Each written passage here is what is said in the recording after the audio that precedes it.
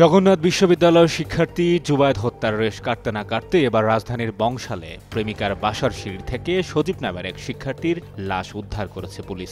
ওই শিক্ষার্থীর গলায় জিআই তার পেঁচানো ছিল। শনিবার বিকেল 5:30টার দিকে এই ঘটনা ঘটে। পরে সজীব নামের ওই যুবকের মরদেহ উদ্ধার করে ময়নাতদন্তের জন্য রাত 10:30টার দিকে ঢাকা মেডিকেল কলেজ হাসপাতালের মর্গে পাঠানো হয়েছে। নিহত সজীবের মা নূর নাহার বেগম অভিযোগ করে বলেন, তার ছেলে সজীবের একই এলাকায় খাদিজা নামের এক মেয়ের সঙ্গে প্রেমের সম্পর্ক ছিল। পরবর্তীতে ওই মেয়ে সজীবকে নানাভাবে দূরে ঠেলতে থাকে।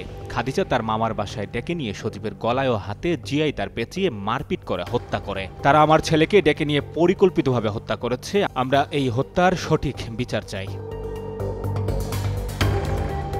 তবে পুলিশ এখনও নিশ্চিত নয়। মর্গে এবং রহস্য উন্মোচনে তদন্ত চলছে। নিহতের বাবা তাজউদ্দিন বলেন, বিকেল 5:30টার দিকে বংশাল থানার এসআই দুলাল ফোন করে জানান তার ছেলে আত্মহত্যা করেছে। পরে পরিবারের সদস্যরা এসে সজীবের মরদেহ দেখতে পান। তারা তার গলা এবং শরীরের বিভিন্ন জায়গায় আঘাতের চিহ্ন খেয়াল করেন। এ বিষয়ে বংশাল থানার পরিদর্শক মোহাম্মদ সোহেল হোসেন গণমাধ্যমে জানান, খবর পেয়ে পুলিশ ঘটনাস্থলে যায়। পরে সিআইডির ক্রাইম সিন এসে বিভিন্ন আলামত সংগ্রহ করে। তবে এটি হত্যা নাকি আত্মহত্যা বা অন্য কোনো ঘটনা আছে কিনা সে বিষয়ে খতিয়ে দেখা হচ্ছে। তিনি আরও বলেন, ওই যুবক এসএসসির পর আর লেখাপড়া করেননি, বিদেশে যাওয়ার জন্য চেষ্টা করছে।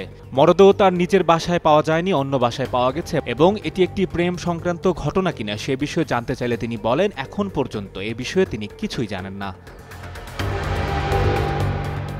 সঞ্জয় দত্ত, যুগান্তর নিউজ।